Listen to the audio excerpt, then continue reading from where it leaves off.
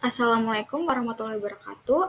Yang terhormat Bapak Hasan Mukibat dan Bapak Tri Susilo Wahyu Aji selaku dosen pengampu mata kuliah Statistika Ekonomi Akuntansi 23D. Nah, kami dari kelompok 3 akan membahas mengenai bab sampling dan membuat perkiraan.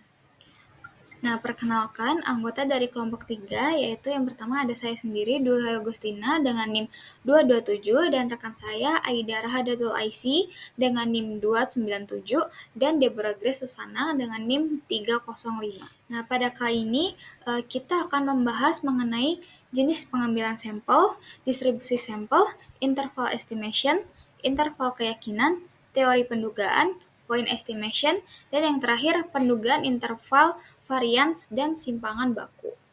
Nah, sebelum kita memasuki materi utama, saya ingin memberikan gambaran materi ini pada statistika. Nah, di sini ada populasi, di mana ukuran populasi itu disebut dengan parameter. Nah, dalam parameter ini terdapat beberapa komponen. Di antaranya ada pi yang disebut dengan rata-rata, sigma yang disebut dengan simpangan baku, dan p yang disebut dengan proporsi. Nah, dalam penelitian, jika kita langsung meneliti populasi, maka perlu waktu yang lama dan biaya yang besar. Oleh karena itu, diambillah suatu sampel secara deduktif untuk mengatasi dua kendala penelitian tersebut. Nah, tujuan utama sampel ialah untuk memperoleh informasi mengenai parameter populasi. Nah, di mana di sampel ini terdapat ukuran sampel yang disebut dengan statistik, di mana komponennya ada X bar atau rata-rata, lalu S atau simpangan baku, lalu P bar atau proporsi. Nah, ukuran sampel atau statistik ini memiliki karakteristik yang sama dengan populasi. Nah, karena karakteristiknya sama dengan populasi, sehingga diharapkan sampel yang ada ini dapat mewakili suatu populasi. Nah, lalu ketika statistik dari sampel sudah didapatkan, dihitung, maka statistik tersebut merupakan generalisasi dari populasi. Oke. Nah, di sini ada sifat dari parameter dan sifat dari statistik, di mana sifat dari parameter ini abstrak dan sering tidak diketahui. Lalu sifat statistik ini adalah empiris, nyata, karena dapat dihitung dari sampel.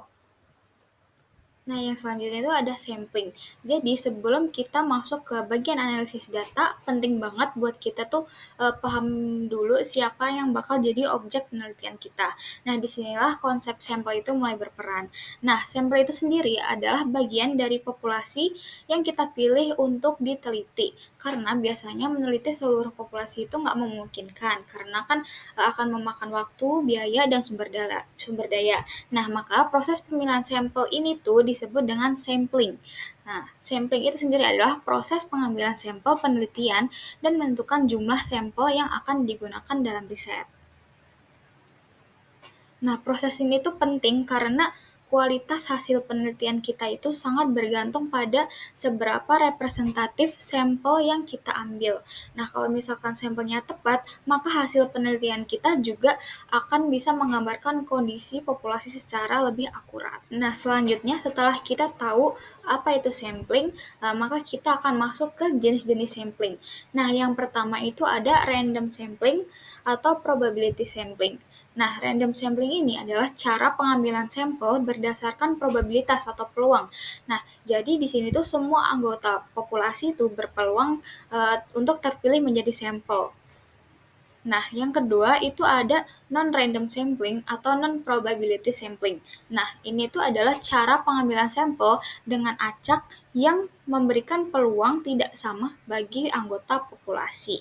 Nah, contohnya itu kalau kita milih orang yang gampang ditemuin atau yang sesuai dengan kriteria tertentu. Jadi, hasilnya itu bisa aja kurang mewakili karena kita punya kriteria tertentu untuk dijadikan sampel. Nah, selanjutnya kita akan masuk ke jenis-jenis dari probability sampling. Yang pertama itu ada simple random sampling. Nah, ini tuh adalah cara yang paling dasar dan yang paling sederhana. Caranya itu kita memilih anggota sampel itu secara acak dari seluruh populasi yang ada. Contohnya itu kayak undian, misalnya kita punya 100 nama, terus kita acak siapa aja yang terpilih tanpa kita ada kriteria tertentu. Jadi semua anggota populasi itu mempunyai peluang yang sama untuk terpilih menjadi sampel. Nah, yang kedua itu ada stratified random sampling. Nah, kalau yang ini tuh populasi itu kita bagi dulu ke dalam beberapa kelompok atau strata, misalkan berdasarkan usia, jenis kelamin, atau daerah. Nah, setelah itu baru kita ambil sampel itu secara acak dari setiap kelompok. Jadi lebih terstruktur dan akan lebih mewakili semua kelompok yang ada. Yang ketiga itu ada cluster random sampling. Nah, kalau ini tuh cluster, kita bagi populasi itu ke dalam beberapa kelompok-kelompok kecil yang disebut sebagai cluster. Nah, kita pilih clusternya secara acak, lalu semua anggota dalam cluster itu akan kita jadikan sebagai sampel. Biasanya ini dipakai kalau populasinya itu tersebar luas, kayak satu negara yang dibagi menjadi beberapa kota atau desa.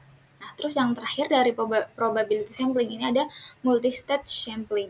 Nah, di sini itu adalah gabungan dari beberapa teknik.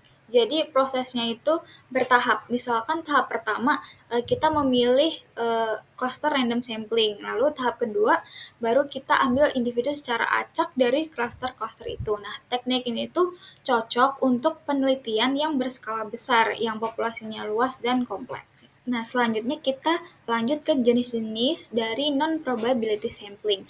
Kalau probability sampling itu tadi semua anggota populasi itu punya kesempatan yang sama untuk terpilih, tapi kalau non-probability sampling itu nggak semua anggota populasi itu bisa jadi sampel. Jadi pemilihannya itu bisa lebih subjektif atau tergantung dengan kondisi di lapangan. Nah, yang pertama itu ada purposive sampling. Ini tuh teknik pengambilan sampel berdasarkan tujuan tertentu sesuai dengan namanya itu purpose. Nah, jadi peneliti itu memilih responden yang dianggap paling cocok atau relevan dengan topik penelitian. Contohnya, kalau kita mau nanya soal kebijakan suatu desa, kita langsung memilih kepala desa sebagai sampelnya, bukan warga biasa. Lalu yang kedua ada snowball sampling. Nah, kalau ini tuh biasanya dipakai untuk mencari responden yang susah ditemukan. Jadi awalnya kita minta satu orang, lalu orang pertama yang kita jadikan sampel itu kita minta bantuan atau kita minta rekomendasi dari orang itu untuk membantu kita mengenalkan kita dengan responden yang selanjutnya. Jadi responden yang pertama itu menyarankan responden yang kedua menyarankan responden yang ketiga. Nah, ini tuh dinamakan snowball sampling karena ini tuh terus nyambung kayak bola salju gitu.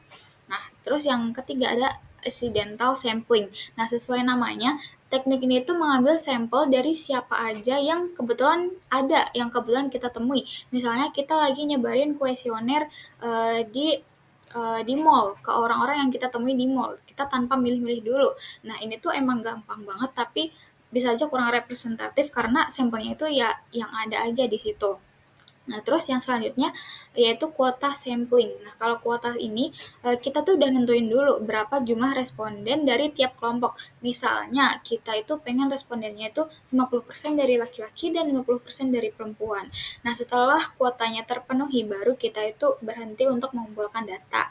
Nah, yang terakhir itu ada systematic sampling. Nah, itu sebenarnya mirip kayak random sampling tapi ada sistemnya. Misalkan kita punya daftar nama, terus kita pilih tiap orang ke 10 dari daftar itu. Nah, walaupun kelihatannya nggak teratur, ini tuh masuk ke non-probability kalau daftar awalnya itu nggak acak. Nah, jadi di sini tuh kita tuh punya kriteria, misalkan kita tuh kita punya suatu daftar, jadi kita mengambil respondennya itu atau sampelnya itu dari urutan ke-10, urutan kelipatan ke-10. Jadi, misalkan responden pertama itu urutan ke-10 dan selanjutnya itu 20, selanjutnya 30 gitu. Nah, setelah kita itu tahu cara pengambilan sampel atau teknik pengambilan sampel, sekarang kita akan membahas mengenai apa yang terjadi kalau misalkan kita itu mengambil sampel berkali-kali dari populasi yang sama. Nah, ini tuh yang disebut dengan distribusi sampling. Distribusi sampling itu distribusi dari rata-rata atau proporsi sampel yang diambil secara berulang-ulang atau N kali dari populasi. Nah, di sini tuh ada sebanyak N rata-rata atau N nilai proporsi, atau juga ada juga distribusi dari rata-rata atau proporsi tersebut yang disebut distribusi sampel. Misalnya tuh kita punya populasi 1.000 orang, terus kita kita ambil sampel berukuran 100 orang, tapi kita ambilnya itu bukan cuma sekali, tapi misalnya sampai N kali, misalnya sampai 30 atau 50 kali. Nah, tiap kali kita hitung rata-ratanya itu bisa aja hasilnya beda-beda sedikit. Nah, simpelnya tuh gini, kita bakal punya banyak nilai rata-rata atau sebanyak N itu. Nah, terus nilai-nilai rata-rata itu kalau misalkan kita kumpulin semuanya akan membentuk suatu distribusi. Nah, ini tuh yang disebut dengan distribusi sampling. Selanjutnya ada jenis-jenis distribusi sampel. Distribusi sampling. Jadi secara umum, jenis-jenis dari distribusi sampel itu ada dua. Yang pertama ada rata-rata atau mean, dan yang kedua ada proporsi. Nah, yang pertama itu adalah distribusi sampel berdasarkan rata-rata. Jadi misalnya kita mengambil sampel berkali-kali, lalu tiap kali kita menghitung rata-rata dari data itu, misalnya rata-rata pendapatan, rata-rata umur, dan sebagainya. Nah, kumpulan dari semua nilai rata-rata itu yang kita sebut sebagai distribusi rata-rata sampel. Nah, yang kedua adalah distribusi proporsi. Ini tuh biasanya dipakai untuk data yang bentuknya itu persentase, kayak berapa persen responden yang setuju atau berapa persen orang yang merokok. Nah, sama seperti tadi, kita tuh mengumpulkan data berkali-kali dan dapat proporsi yang beda-beda. Kumpulan semua proporsi ini tuh yang kita sebut sebagai distribusi proporsi sampel. Nah, di sini ada penjelasan mengenai distribusi sampling rata-rata. Nah, distribusi sampling mean itu merupakan distribusi dari besaran rata-rata yang muncul dari sampel-sampel. Nah, distribusi ini sebenarnya itu sebaran nilai rata-rata yang kita dapat dari banyaknya sampel yang berbeda. Jadi kalau kita ambil sampel berulang kali dan tiap sampel kita hitung rata-rata, maka hasilnya akan membentuk distribusi. Nah, sifat-sifatnya yang pertama itu ada dengan pengembalian. Nah, kalau dengan pengembalian, sampelnya itu dengan pengembalian artinya setiap elemen yang kita ambil itu bisa kita pilih lagi untuk sampel selanjutnya. Nah, rumus rata-ratanya itu tetap ya seperti yang ada di PowerPoint. Nah, standar deviasinya juga dihitung sebagai dengan rumus yang ada di PowerPoint. Nah, ini tuh versi populasi penuh, jadi nggak terlalu ribet karena nggak ada faktor koreksi. Nah, yang sifat yang kedua itu adalah tanpa pengembalian. Nah, kalau tanpa pengembalian artinya setiap elemen yang udah dipilih itu nggak bisa kita pilih lagi. Nah, ini tuh lebih sering dipakai dalam praktik. Nah, untuk menghitung rata-rata itu tetap sama seperti yang dengan pengembalian, tetapi standar deviasinya itu ada koreksi karena ukuran sampel dan populasi. Jadi rumus ini tuh ngasih tahu kita kalau misalkan semakin besar sampel, maka semakin kecil standar deviasinya. Artinya hasil kita itu semakin mendekati rata-rata populasi. Nah, intinya distribusi sampel rata-rata ini itu membantu kita seberapa besar variasi yang bisa terjadi dari satu sampel ke sampel lainnya dan bagaimana kita bisa memperkirakan nilai rata-rata populasi dengan lebih percaya diri. Oke, selanjutnya distribusi sampling proporsi. Nah, ini itu distribusi dari hasil presentase atau proporsi yang kita peroleh saat kita mengambil banyak sampel dengan ukuran yang sama dari suatu populasi. Nah, distribusi proporsi sampling itu juga mempunyai dua sifat. Yang pertama dengan pengembalian dan yang kedua dengan tanpa pengembalian. Nah, untuk rumusnya, untuk rata-rata proporsi itu dua-duanya sama rumusnya, tetapi di standar deviasi itu berbeda karena di sini tuh ada koreksi penting kalau misalkan ukuran sampel itu cukup besar dibanding populasi. Nah, jadi standar deviasinya itu terdapat koreksi karena setiap elemen itu cuma bisa dipilih sekali. Nah, jadi uh, uh, di distribusi sampling rata-rata dan proporsi itu sama-sama memiliki dua sifat, yaitu dengan pengembalian dan tanpa pengembalian. Oke, next kita akan membahas interval estimation. Jadi interval estimasi ini adalah sekelompok nilai statistik sampel dalam interval tertentu yang dapat digunakan untuk melakukan estimasi terhadap parameter populasi dengan harapan bahwa nilai parameter populasi terletak di dalam interval tersebut. Nah, jadi tujuan dari interval estimate yaitu untuk mengetahui informasi seberapa dekat poin estimate terhadap nilai populasi sebenarnya. Nah, pada saat point estimator ini tidak bisa diharapkan untuk menyediakan nilai tepat suatu populasi dari parameter, nah kita itu akan cenderung menggunakan interval estimate. Nah, rentang nilai ini akan dicari batas atas dan batas bawahnya dengan memasukkan unsur dari margin of error. Jadi ada nilai yang bisa kita harapkan untuk salah, lalu ditambah dengan point estimate-nya. Contohnya, margin of error-nya itu adalah 1,5 dan kita dapatkan point estimate-nya itu adalah 5. Berarti batas bawahnya adalah 5 dikurangin 1,5 yaitu 3,5 dan batas atasnya adalah 5 ditambah 1,5 yaitu 6,5. Jadi 3,5 sampai 6,5 itu adalah rentang nilai di mana nilai dari populasi sebenarnya itu berada. Nah, estimasi ini dia lebih akurat daripada estimasi titik atau point estimation yang hanya memberikan satu angka sebagai perkiraan. Nah, estimasi interval ini dia lebih informatif karena mencerminkan ketidakpastian di dalam pengukuran. Oke, selanjutnya di sini ada komponennya, ada 4. Yang pertama yaitu estimasi titik atau point estimation yang sudah kita singgung di slide sebelumnya. Estimasi titik ini adalah nilai perkiraan dari sampel seperti rata-rata sampel. Lalu yang kedua yaitu margin of error atau kita singkat dengan MOE, yaitu nilai yang menunjukkan batas kesalahan dalam estimasi. Yang ketiga yaitu tingkat keyakinan atau confidence level, yang mana ini merupakan persentase yang menunjukkan seberapa yakin kita bahwa interval ini mencakup parameter populasi. Dan komponen yang terakhir adalah distribusi statistik yang digunakan untuk menghitung interval seperti distribusi normal atau distribusi t-student. Oke, di sini yang pertama ada interval estimation pada rata-rata populasi ketika standar deviasi populasinya diketahui. Di sini ada rumusnya, yang pertama yaitu X bar plus minus Z alpha per 2 dikali dengan sigma per akar N, yang mana X bar itu adalah rata-rata dari sampelnya, lalu Z alpha per 2 itu adalah nilai distribusi Z yang dia dapatkan dari tingkat confidence interval tertentu. Nah, sigma ini adalah standar deviasi populasinya. Nah, N itu adalah jumlah sampel. Nah, di sini terlihat tingkat confidence yang sering dipakai. Nah, dari tingkat confidence 80%, 90%, 95%, hingga 99,9%. Nah, yang paling sering dipakai itu 3, yaitu tingkat konfidensi 90%, 95%, dan 99%. Nah, misalnya tingkat konfidensi yang 90%, maka koefisien konfidensinya 1 kurang alfa adalah 0,90 dan Z alfa per 2-nya adalah 1,645. Lalu, misal yang tingkat konfidensi 95%.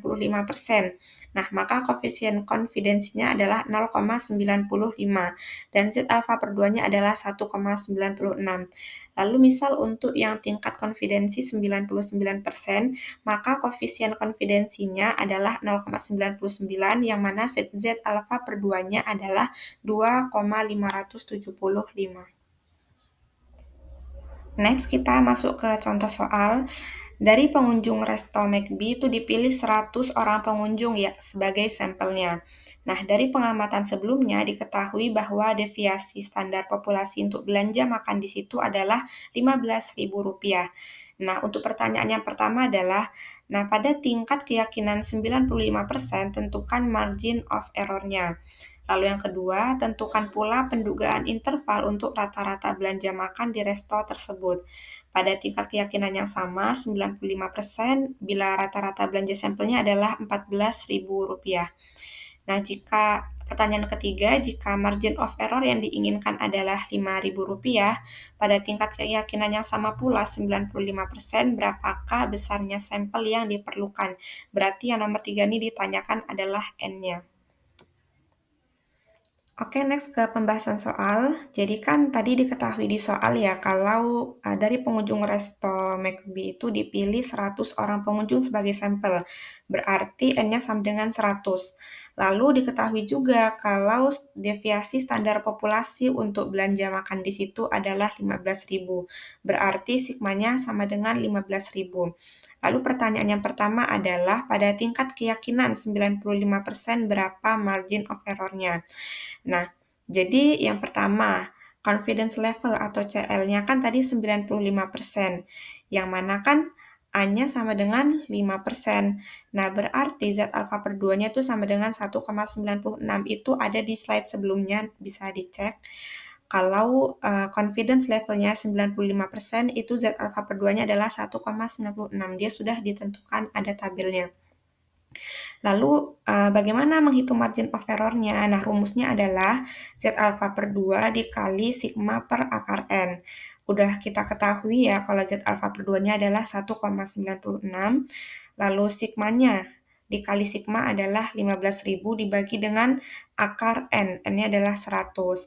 Berarti 1,96 dikali 15.000 per 10. Nah, itu hasilnya margin of error-nya adalah Rp2.940. Lalu kita masuk ke pertanyaan kedua. Eh, bagaimana pendugaan interval untuk rata-rata belanja makan di resto tersebut bila rata-rata belanja sampelnya adalah Rp14.000. Nah, pada pertanyaan yang kedua ini dia tingkat keyakinannya sama juga 95%, berarti A-nya 5% dan Z alfa per 2-nya adalah 1,96. Lalu X bar-nya itu kan diketahui rata-rata belanja sampel adalah 14.000. Nah, tentukan interval estimation-nya. Rumusnya adalah X bar plus minus Z alfa per 2 dikali sigma per akar N. Lalu X bar-nya sama dengan 14.000 plus minus 1,96 kali 15.000 per akar 100. Nah, ini dia sama seperti yang nomor 1 tadi ya. Nah, berarti 14.000 plus minus 2.940. Berarti batas bawahnya adalah 14.000 dikurangin 2.940 adalah Rp11.060 sampai dengan batas atasnya adalah 14.000 ditambah Rp2.940 berarti batas atasnya adalah Rp16.940. Lalu pertanyaan yang ketiga adalah jika margin of error-nya itu diinginkan Rp5.000. Nah, tingkat keyakinan yang sama juga, 95%, maka berapa besar sampel yang diperlukan? Nah, di sini confidence level-nya sama ya, 95%, A-nya 15%, dan Z alfa per 2-nya adalah 1,96. Nah, di sini diminta margin of error-nya adalah 5.000. Maka, margin of error-nya sama dengan Z alfa per 2 dikali sigma per akar N. Kita masukkan ME-nya adalah 5.000, sesuai yang diminta di soal, sama dengan Z alfa per 2-nya kan 1,96, lalu dikali 15.000 per akar N. N-nya kan yang ditanyakan di soal nomor 3 ini. Lalu, kita pindah ruaskan. Jadi 5.000 dikali akar N sama dengan 1,96 dikali 15.000. Nah, untuk menghilangkan akarnya kita kali dengan pangkat 2. Jadinya 5.000 pangkat 2 dikali dengan N sama dengan 1,96 kuadrat dikali 15.000 kuadrat. Nah, itu dipindah ruaskan, yang 5.000 kuadratnya itu dipindah, jadi N-nya sama dengan 1,96 kuadrat dikali 15.000 kuadrat dibagi 5.000 kuadrat. Hasilnya adalah 34,5744, atau kita bulatkan menjadi 35 margin of error-nya. Oke, yang kedua ini adalah interval estimation pada rata-rata populasi ketika standar deviasi populasinya itu tidak diketahui. Nah, jadi apakah standar deviasi populasi atau sigma itu selalu diketahui? Jawabannya tentu saja tidak ya. Jadi dalam dunia nyata, sigma itu sangat jarang diketahui. Jika ada situasi di mana sigma itu diketahui, maka mu-nya juga pasti diketahui. Nah, jika mu itu diketahui, maka kita tidak perlu repot-repot untuk mengumpulkan data sampel. Nah, saat kita tidak mengetahui standar deviasi populasinya atau sigma, Untuk menentukan suatu sampling karena jumlahnya yang terlalu besar, kita dapat menggunakan standar deviasi dari sampel untuk mengetahui nilai standar deviasi populasi. Nah, konsekuensinya ketidakpastian itu menjadi meningkat ya, karena S-nya bervariasi antar sampel. Dengan demikian digunakanlah distribusi T bukan distribusi normal. Di sini ada rumusnya yaitu X bar plus minus T alfa per 2 dikali S per akar N, yang mana X bar ini adalah rata-rata sampel, lalu T adalah nilai dari distribusi T student, S adalah standar deviasi sampel, dan N adalah jumlah sampel. Nah, di sini ada kurva T distribution, menggunakan distribusi T yang hampir sama dengan distribusi probabilitas. Dan distribusi T ini menggunakan parameter degrees of freedom atau kita singkat DF. Nah, semakin tinggi nilai DF-nya, maka semakin cekung ke atas. Nah, T alfa per 2 ini adalah pertemuan antara DF dengan alfa per 2. Nah, di sini ada tabel dari distribusi T-student, yang mana untuk kolom ke samping itu alfa per 2-nya, dan yang ke bawah itu adalah DF, yang mana DF ini didapatkan dari N atau jumlah sampel dikurangi 1. Nah, kita masuk ke contoh soal ya. Jadi, rata-rata gaji pertama lulusan sarjana S1 diketahui berdistribusi normal. Nah, dari sampel 25 orang lulusan sarjana S1 diketahui bahwa rata-rata gaji yang diterima saat pertama kali bekerja adalah 5 juta rupiah per bulannya dengan standar deviasi sampel adalah 1.500.000 rupiah. Nah, pertanyaannya yang pertama, dengan tingkat keyakinan atau confidence level 95%, tentukan margin of error-nya.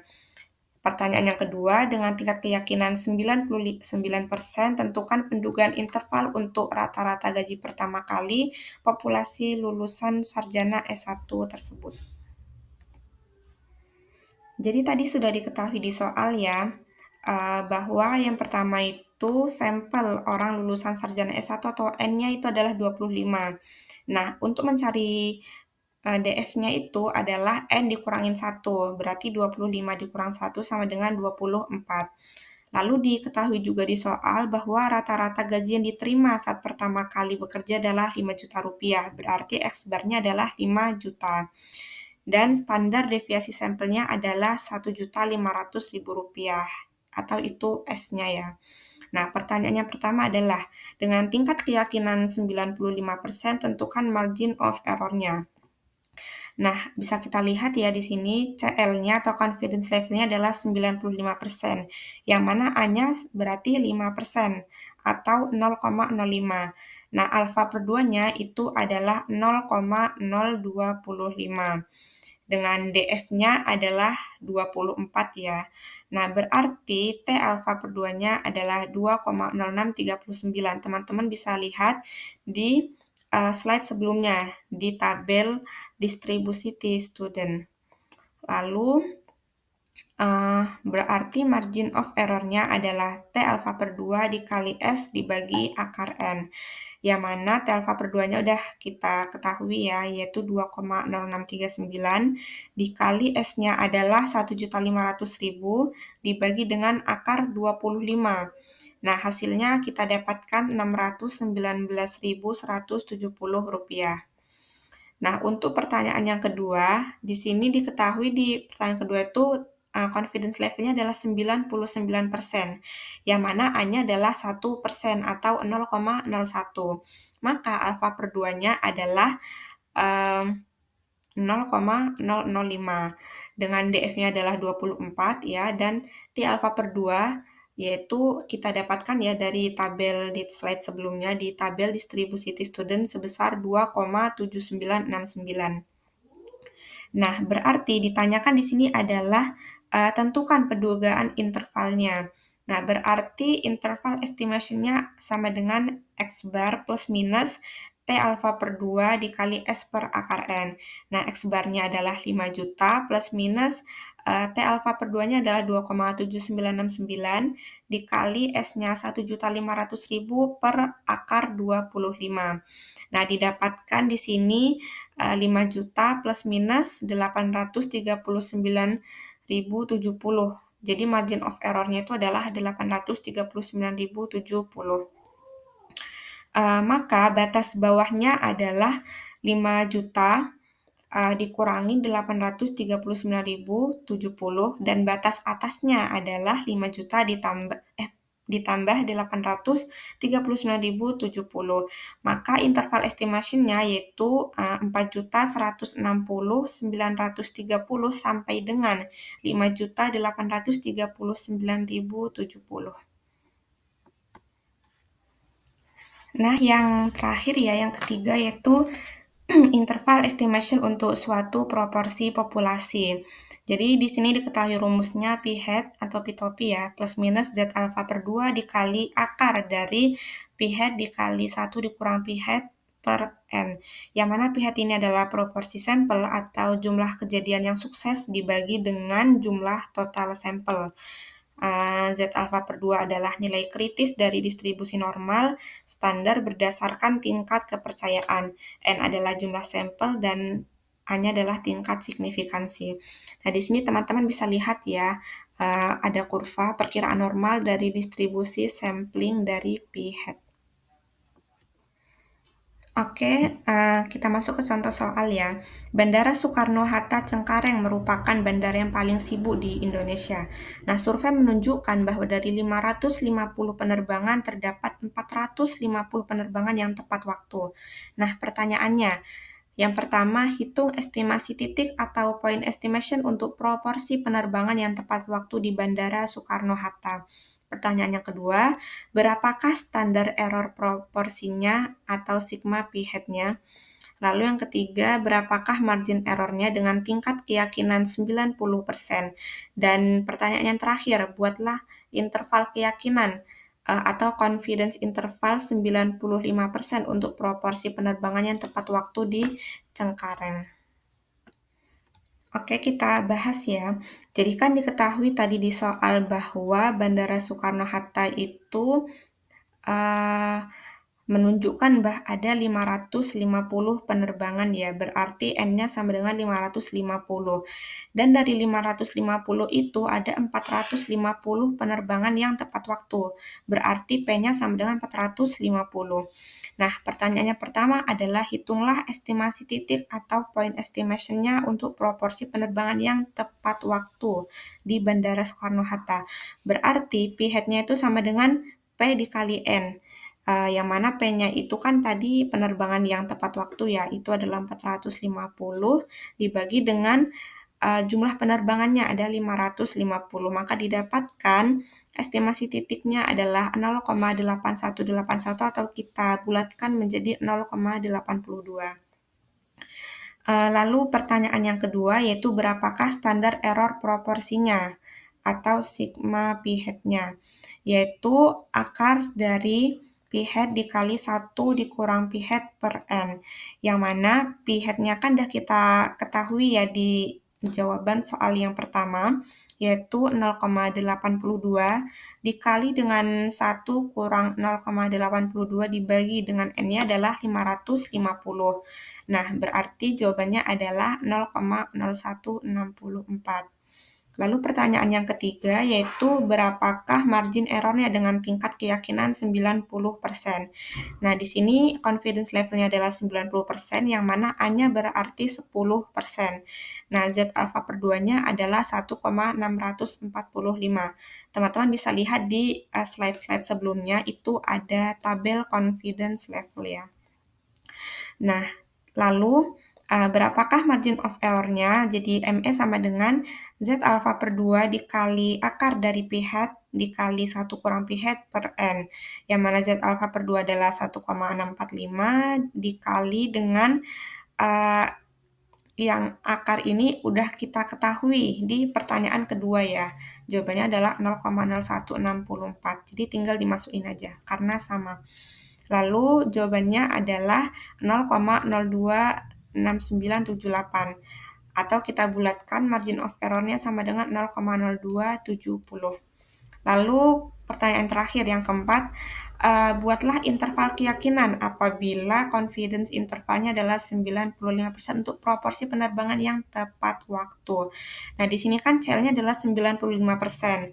Dengan A-nya adalah 5%, maka Z alpha per 2-nya sama dengan 1,96. Nah, berarti IE-nya sama dengan P hat plus minus Z alpha per 2 dikali akar dari P hat dikali 1 dikurang P hat per N. Nah, P hat-nya itu adalah 0,82. Kita dapatkan dari pertanyaan yang pertama ya, jawaban yang pertama. Di plus minus Z alpha per 2-nya adalah 1,96 dikali dengan 0,0164. Itu ada di jawaban yang pertanyaan nomor 2. Berarti 0,82 plus minus 0,0321. Nah, lalu untuk batas bawahnya berarti 0,82 dikurangin 0,0321, didapatkan 0,7879. Nah, untuk batas atasnya itu adalah 0,82 ditambah 0,0321. Maka batas atasnya adalah 0,8521. Maka interval keyakinannya itu adalah 0,7879 sampai dengan 0,8521. Nah, karena yang ditanyakan proporsi ya, makanya kita buat dalam bentuk persen, jadinya 78,79% sampai dengan 85,21%. Itu adalah proporsi penerbangan yang tepat waktu di Cengkareng. Oke, di sini ada interval keyakinan atau confidence interval, yaitu merupakan sebuah interval antara dua angka di mana nilai parameter sebuah populasi ini dipercaya terletak di dalam interval tersebut. Sebenarnya ini udah kita bahas ya dari materi yang slide sebelumnya. Lalu interval keyakinan ini dia memberikan gambaran tentang seberapa akurat dan dapat diandalkannya estimasi yang diperoleh dari sampel data. Nah, semakin tinggi tingkat keyakinannya, maka semakin lebar pula interval keyakinannya. Nah, confidence level yaitu tingkat keyakinan atau kepercayaan kita terhadap keputusan yang didasari interval keyakinan yang diberikan. Nah, ini sudah ada ya di slide sebelumnya yang ada tabel tingkat confidence. Nah, yang ada 90%, 95%, sampai 99%. Nah, di sini ada contoh. Saya yakin 95% bahwa rata-rata mahasiswa akuntansi 23D memiliki tinggi badan antara 155 sampai 160. Nah, maka untuk batas bawah konfidensinya itu adalah 155. Nah, batas atas konfidensinya adalah 160. Nah, itulah yang bisa kita sebut dengan lebar interval konfidensi.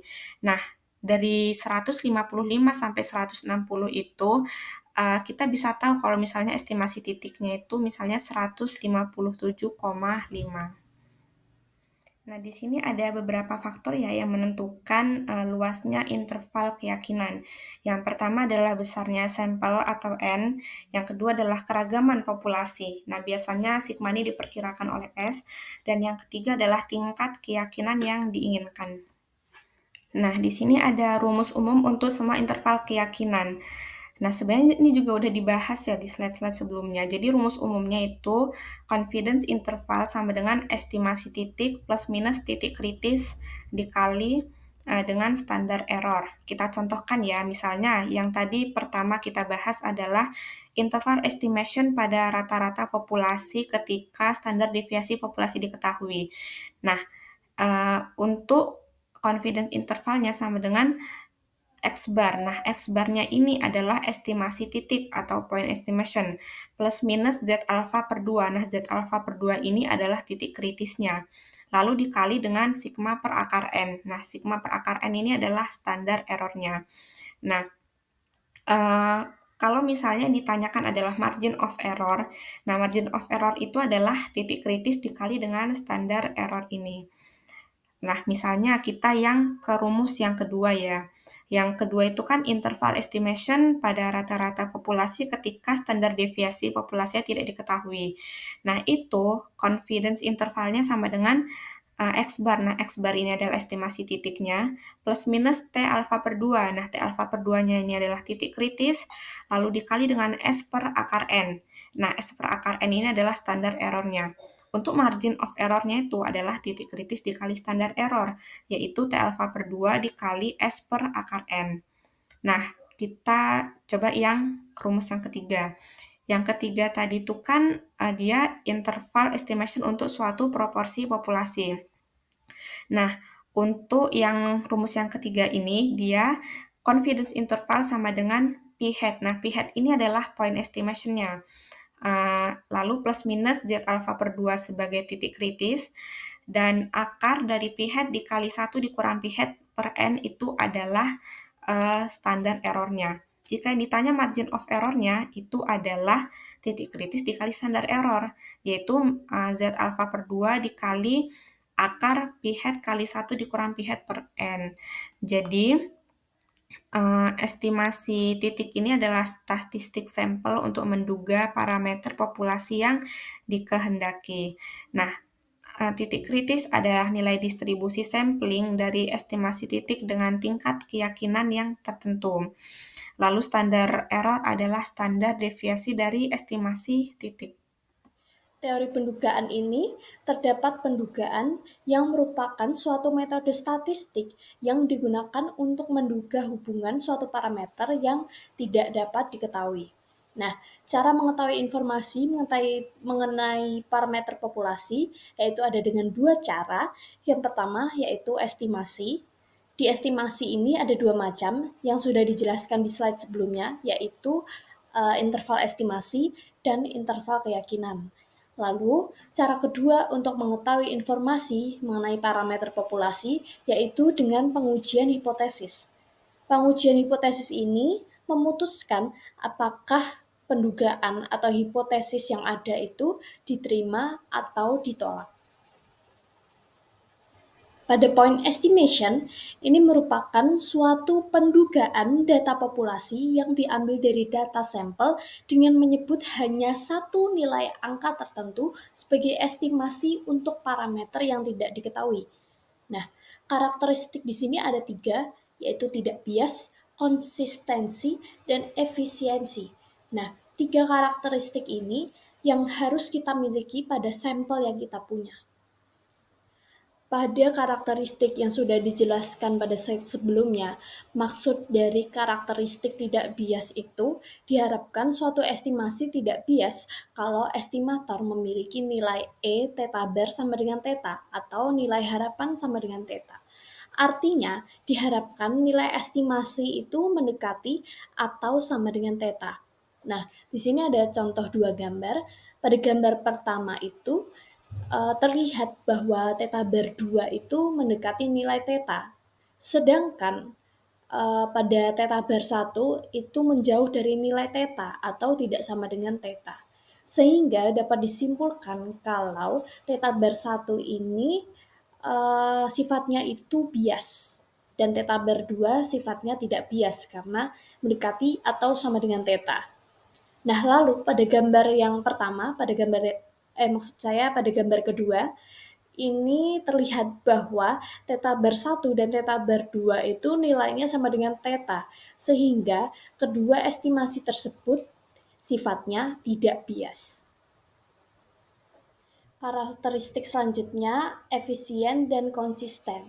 Pada karakteristik efisien, estimator yang efisien yaitu estimator yang memiliki nilai variasi terkecil. Nah, nilai variasi terkecil itu merupakan alat ukur untuk melihat variasi suatu data. Di sini pada gambar ini terdapat kurva X bar 1 dan kurva X bar 2, di mana kurva X bar 1 ini memiliki variasi lebih kecil dibandingkan X bar 2. Sedangkan pada X bar 2 itu nilainya lebih beragam daripada X bar 1. Sehingga dapat disimpulkan bahwa yang lebih efisien itu merupakan estimator pada X bar 1. Nah, selanjutnya karakteristik yang konsisten estimator akan semakin baik sejalan dengan ukuran sampel yang semakin besar.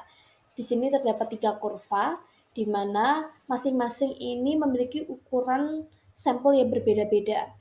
Kurva yang paling bawah memiliki ukuran sampel 5, yang tengah ukurannya 15, dan yang paling atas itu ukurannya 50. Di mana tadi disebutkan kalau akan semakin baik ketika ukuran sampel yang semakin besar. Sehingga kurva yang memiliki sampel nilai 50 pada gambar ini merupakan kurva yang konsisten. Pendugaan interval varians dan simpangan baku. Nah, sebelumnya sudah dijelaskan tentang interval estimasi dan interval keyakinan. Nah, pendugaan interval varians dan simpangan baku merupakan suatu masalah yang sering dihadapi para pengambil keputusan. Ialah menyangkut besarnya variabilitas populasi, sehingga perlu dilakukan pembuatan pendugaan ragam populasi. Karena ukuran variabilitas adalah ragam, maka perlu dilakukan pendugaan ragam. Nah, berikut merupakan rumusnya. Lanjut aja ke contohnya. Contohnya, seorang ahli gizi ingin mengetahui proporsi balita laki-laki yang menderita kurang gizi yang bermukim di wilayah pedalaman. Lalu diambillah contoh acak rata-rata sampel 40 balita laki-laki dan memperoleh 15 balita laki-laki yang menderita kurang gizi. Sehingga dapat disimpulkan kalau populasinya itu 40 dan sampelnya itu 15. Nah, lalu simpangan bakunya 4 dengan menggunakan selang keyakinan 95% atau tingkat kepercayaan 95%. Lalu, berapakah dugaan varians dan simpangan baku pada balita laki-laki yang menderita kurang gizi? Nah, di sini kita langsung masukkan saja ke rumusnya pada slide sebelumnya, yaitu N-1 S kuadrat per X kuadrat alfa per 2 kurang dari sigma kuadrat kurang dari N-1 S kuadrat X kuadrat 1 min alfa per 2. Nah, N-nya itu 15 min 1, simpangan baku 4 kuadrat per X kuadrat alfa per 2. Nah, gimana sih dapatkan alfanya? Alfa itu merupakan peluang di luar interval. Nah, tadi kan diketahui tingkat kepercayaannya atau selang keyakinannya itu 95%, yang artinya ada 5% atau 0,05 peluang bahwa varian populasi sebenarnya tidak berada dalam interval yang dihitung. Atau 5% itu tidak masuk dalam interval. Sehingga P luar interval atau alfanya itu sama dengan 0,05. Sehingga alfa per 2 itu didapatkan 0,025, lalu kurang dari sigma kuadrat, lalu kurang dari masukkan lagi 15 min 1, simpangan baku 4 kuadrat per X kuadrat, lalu 1 min alfa per 2, jadi 0,025 dikurangi 1 maksudnya 1 kurangi 0,025 sehingga didapatkan 0,975. Nah, lalu lanjut, hasil dari X kuadrat 0,025 itu ada diketahui di atasnya, yaitu 26,119, lalu dimasukkan sesuai yang tertera.